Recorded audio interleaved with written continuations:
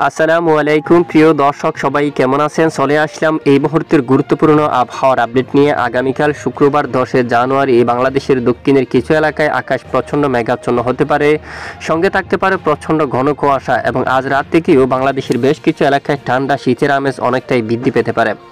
আগামী 24 থেকে 48 ঘন্টায় রাজধানী ঢাকা বিভাগ থেকে শুরু করে দেশের উত্তরাঞ্চল এবং দেশের দক্ষিণাঞ্চল এবং ভারতের পশ্চিমবঙ্গ সহ উত্তরবঙ্গ, আসাম, ত্রিপুরা এবং বাংলাদেশের 64 জেলার মধ্যে কোন কোন জেলায় প্রচণ্ড ঠান্ডা শীত এবং কোন কোন জেলায় আকাশ কুয়াশা থাকতে পারে এবং ঝড় বৃষ্টিপাতের আভাস রয়েছে কিনা সম্পূর্ণ বিস্তারিতভাবে জানিয়ে দেব ভিডিওটির মাধ্যমে। আশা করি ভিডিওটি একেবারে শেষ পর্যন্ত দেখবেন, ভালো লাগলে লাইক করবেন। সবার আগে গুরুত্বপূর্ণ আবহাওয়ার লেটেস্ট আপডেট পেতে আমাদের চ্যানেলটি সাবস্ক্রাইব করে পাশের বেল বাটনে ক্লিক করে রাখবেন। আর ভিডিওটি আপনি কোন জেলা থেকে লাইভ দেখছেন কমেন্ট করে জানিয়ে দিন। এই মুহূর্তে আমরা দেখতে পাচ্ছি বিশেষ করে শুক্রবার 10 জানুয়ারি নাগাদ কিছু কিছু এলাকায় আকাশ মেঘাচ্ছন্ন হতে পারে।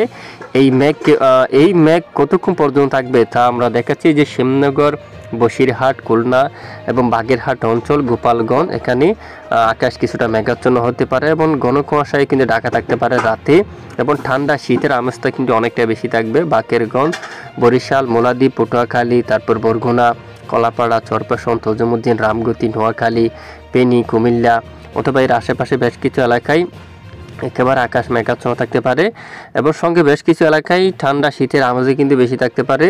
এবং এদিকেও রাঙ্গামাটির দিকে, কাপ্তাইয়ের দিকে আকাশ মেঘাচ্ছন্ন হতে পারে। সন্দ্বীপ, চট্টগ্রাম, লক্ষ্মীছড়ি এই সকল স্থানে, হাটহাজারী, সীতাকুণ্ড, ফটিকছড়ি, তারপর এদিকে দেখুন বরকল অঞ্চল, মহালছড়ি আশেপাশের অনেক এলাকায় আকাশ প্রচণ্ড মেঘাচ্ছন্ন হতে পারে।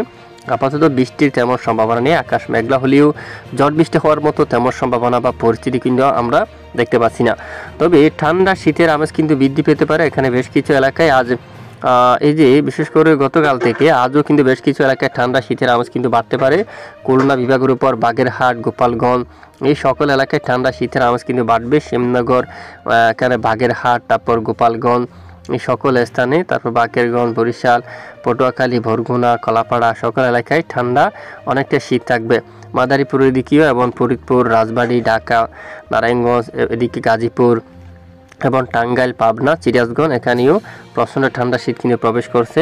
এবং রাজশাহী বিভাগের উপর চাঁপাইনবাবগঞ্জ এই অঞ্চলেই অনেকটা ঠান্ডা শীত থাকবে। মেহেরপুর, তারপর আহচাঙ্গঞ্জ, নন্দিনীগ্রাম, রানীনগর, নওগাঁ, এদিকে রয়েছে মহাদেবপুর, নিয়ামতপুর, তারপর রোহনপুর, শিবপুর, তারপর এখানে দেখুন সাপাহার অঞ্চল, জয়পুরহাট, আক্কেলপুর, এখানে পাঁচবিবি অঞ্চলে এই সকল এলাকায় কিন্তু ঠান্ডা শীতের আমেজ অনেকটাই বৃদ্ধি পাবে।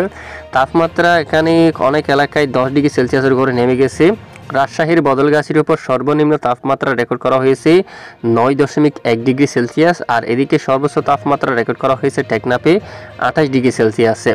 এ হচ্ছে তাপমাত্রার আপডেট। তবে আগামী কয়েকদিন এখানে বাংলাদেশের বেশিরভাগ এলাকায় ঠান্ডা শীতের আমেজ কিন্তু অনেকটাই বৃদ্ধি পাবে। সঙ্গে এখানে অনেক এলাকায় কিছুটা দমকা ঝোড়ো বাতাসে কিন্তু বয়ে যাওয়ার সম্ভাবনা, বিশেষ করে ঠান্ডা বাতাস বয়ে যাওয়ার সম্ভাবনা কিন্তু রয়েছে।